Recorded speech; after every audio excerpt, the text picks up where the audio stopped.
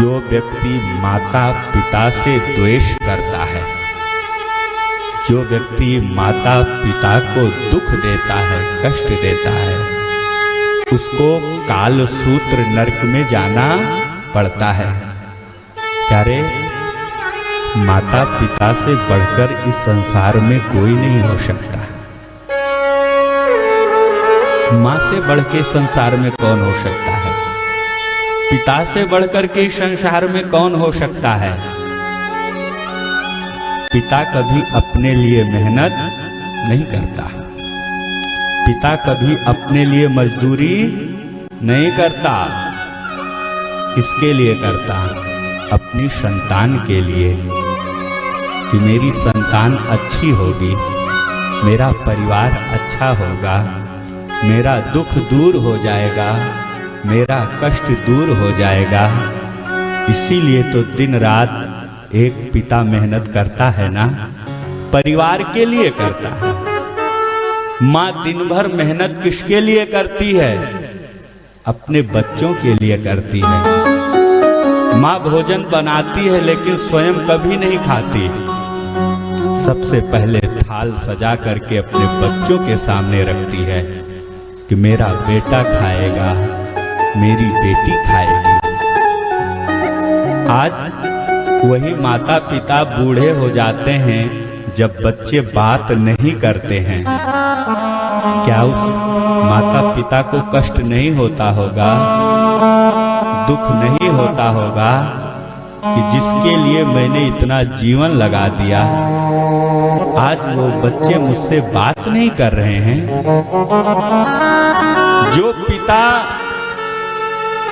फटे वस्त्र पहन करके और अपने बच्चों को हजारों के वस्त्र पहनाते हैं, फटा जूता और चप्पल पहन करके और महंगे जूते चप्पल अपने बच्चों को पहनाता है, और जब वही पिता वृद्ध हो जाए और बच्चे वस्त्र ना दें, कपड़े ना दें, जूता और चप्पल ना दें, प्यारे उस पिता के ऊपर, उस माँ के ऊपर क्या व्यतीत होता होगा।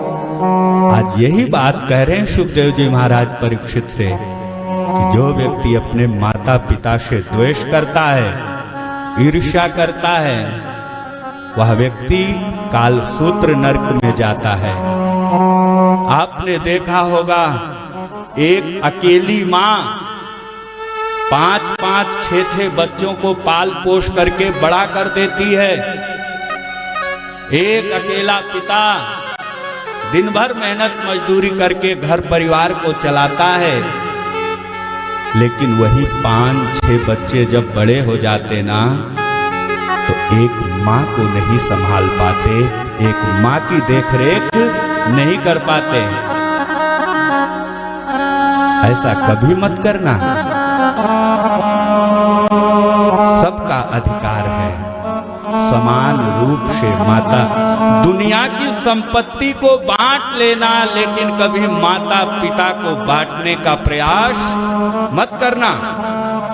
और यदि कोई माता पिता को बांटने का प्रयास करता है तो सबसे पहले आप अपने दोनों हाथों को फैला करके अपने में माता पिता को ले लेना। प्यारे, दुनिया के सबसे सौभाग्यशाली व्यक्ति आप होंगे जिसके हिस्से में माता पिता आते हैं। प्यारे,